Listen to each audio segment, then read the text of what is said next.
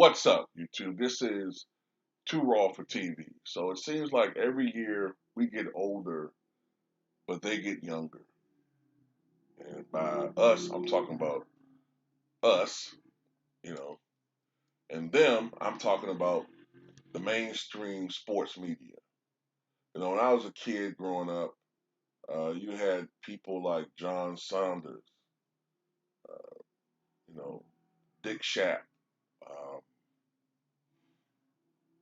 you know, Roy Firestone, uh, Ralph Wiley. You had people who have been covering sports at least since the 70s, Shaq shit, maybe late 50s into the 60s. So you knew when you listened to them talk, they had a really good um, grasp on how to talk about players in a historical context, talk about athletes in a historical context. But now you got people like Maria Taylor, who's very talented, but she's in her early 30s, Nick Wrong, who's probably in his mid 30s. Malika Andrews, I think, is just 26 years old. So they'll talk about sports in detail, man, in today's sports, but can you really trust them to have a detailed and thorough um, and accurate recall of players from the past? I don't think so. Not generally.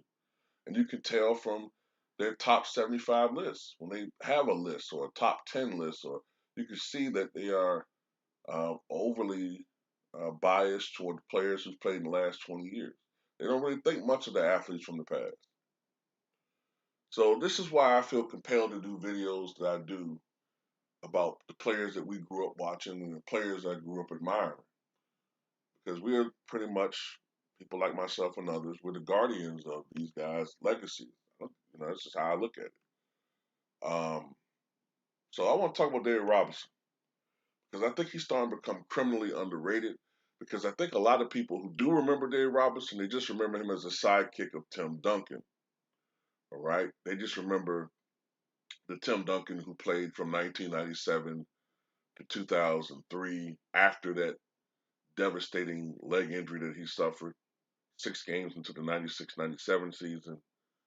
Um, that Dave Robinson lost a lot of explosiveness, lost a lot of athleticism, uh, lost a lot of quickness, but he still had enough left to be a very intricate piece of that team. Also, that was around the time, not too long after Greg Popovich took the reins of that team. Um, they had acquired more talent because of David Robinson's injury in 1996-97. That year, they only won, I think, 21 games, which put them in a position to acquire Wake Forest's finest, Tim Duncan. And after that, they finally began to build a team that was good enough to win a championship. First in 1999, the one that everybody said they didn't really count because of the circumstances, the 50 game schedule, the one that Shaq said should have an asterisk by it. And then for good measure, they said, you know what? You say that one didn't count? Well, fuck you. We're going to get one that count. A regular 82 game schedule, beating the Lakers on the way to that title, by the way, beating them in the playoffs. The Spurs won their second championship in 2003 as Dave Robinson were off to the sunset. Now, in those years, Dave Robinson averaged about 15 points and 9 rebounds, um, about 2 blocks a game. Those were really good numbers. Um, at that time, he was the second option, and then ultimately he even became the third option at times. But he didn't complain. He knew his role. He started playing more.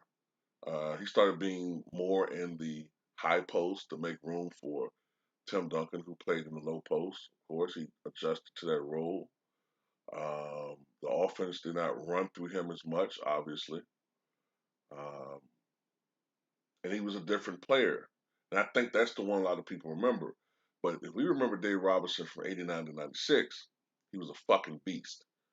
All right. And in my opinion, the Robinson from '89 to '96 was a better and more dominant player than Tim Duncan. Um, Now, Tim won two MVPs.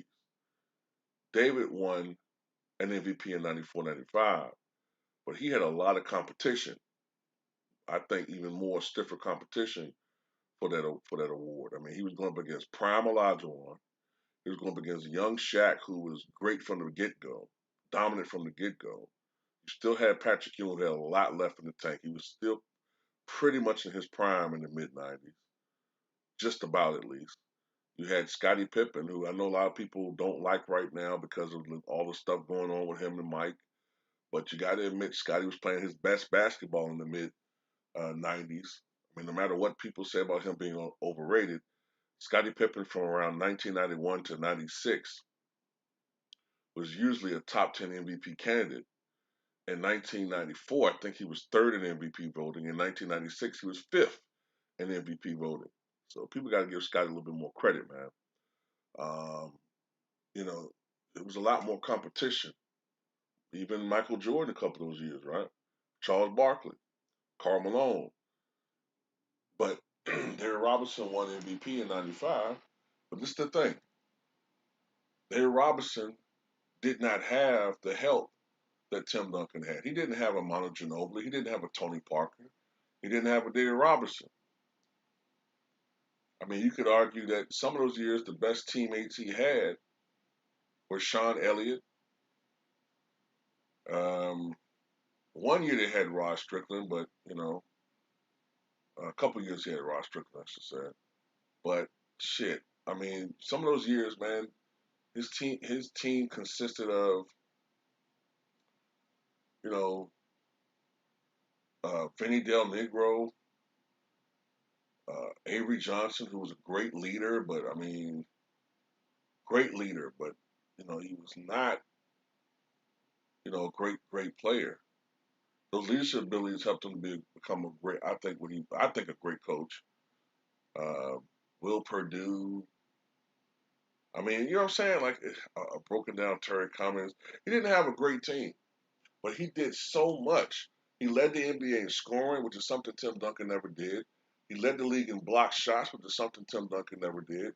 He led the league in rebounding in the Dennis Rodman era, which is something that Tim Duncan never did.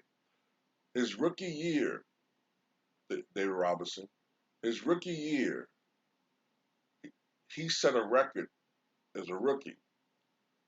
Well, his team did, but he was the main reason why.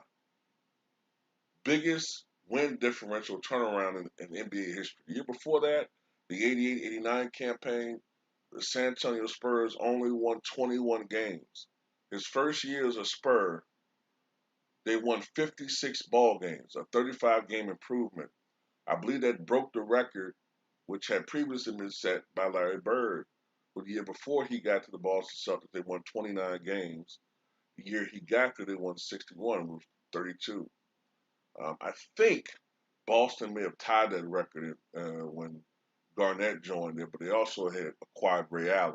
You know what I'm saying? So singularly, Dave Robinson was perhaps the most impactful player when you consider how much he had to do to put the Spurs in a position to win. And you saw that without him, what happened with that team. Before, they won 21 games. And then in the 76 games that he missed in '96, '97, they won 21 games. But every other year that he was there, they won 50 something to 60 something games. In '94, '95, they won 62 games. Now, Dennis Rodman was there that year, but I mean, Dennis Rodman was a head case and was a malcontent. But, um, I think what hurt David Robinson was the reputation that he was soft. That he was soft, and the reputation that in big games, he didn't deliver, especially in the postseason, um, which I think has become unfair. You know, when people think of mismatch, like a player being dominated, people think of the 1995 Western Conference Finals between the Rockets and the team with the best record in the MVP, San Antonio Spurs, David Robinson. But if you watch that series, it's not like David Robinson. I mean, look, yeah, it was one-sided. Uh, I think Olajuwon averaged like 36 points a game in that series. Robinson 23. But it's not like when you watch it, he's getting cooked or he's falling. He's actually playing great defense against Olajuwon. It's just Olajuwon was on some other shit. Olajuwon was just on some other shit. He was in the peak of his powers on a fucking mission. The nigga was like on he was just like in a zone that entire playoff. And that plus the next year, I remember 95, 96. That's when you started seeing more of, man, he's soft, man. You know, he can't do it because he's soft. You know, never mind the fact that, you know, his best teammate was having kidney issues. Never mind the fact that when you look at his roster in 95, 96, you know, it doesn't like a championship level roster, you know. But people expected that from the Spurs. They expected to be a perennial playoff team that threatened to go to the finals every year. But when you look at Dave Robinson's numbers, man, from 89 to 96, 25.5 points, something like 11, almost 12 rebounds, 3.6 blocks, I think like 3.5 assists or something like that. I mean, 52% shooting, 75% from the line. He got the line a lot. He was fast. Um, you know, he could run the floor like a gazelle. He was athletic, alley dunks, quick, explosive. He had the nice little like 10 to like 14-foot jumper even back then. Um, I just love Dave Robinson's jumper, man. Um, you know, he could occasionally, and it was not something you saw back then a lot. He could occasionally show you his range out the 3-point line. Of course, he had that iconic 71-point game, April 24th, 1994. I remember it was a Sunday night against the Clippers. I think it was the last game of the regular season. And I remember, you know, him and Shaq was having that epic scoring battle. The year before that, um, no, not the year before that. The year afterwards, Shaq won the scoring title. But that year, Dave Robinson and Shaq were loaded into us. They were competing for the scoring title. And I think the second to last game for Orlando, Shaq dropped like 53 points against the Timberwolves or something like that. But yeah, Dave Robinson was a great player, man. On the defensive end, man, he was a monster. He was a shot blocker, prodigious shot blocker, great defensive player. He's really underrated. At one point in time, I would have said that Dave Robinson was almost top 15, at least top 20. He's still in that range to me, top 25 ish. May have slid a little bit as other players have come up. But yeah, you got some people that have him like 40 something. You know, I don't agree with that. You know, I think that Dave Robinson should at least be in everybody's top 30. You know, and the one thing that helps Tim Duncan was his longevity and the fact that he had better teams around him. I mean, let's be honest, he had better teams around him. Um, you know, not to take anything away from Tim Duncan, he's the greatest Spur of all time. Historically, he's greater than David Robinson, but I don't think his peak was better than David Robinson. I just don't believe that. Um, but tell me what you guys think.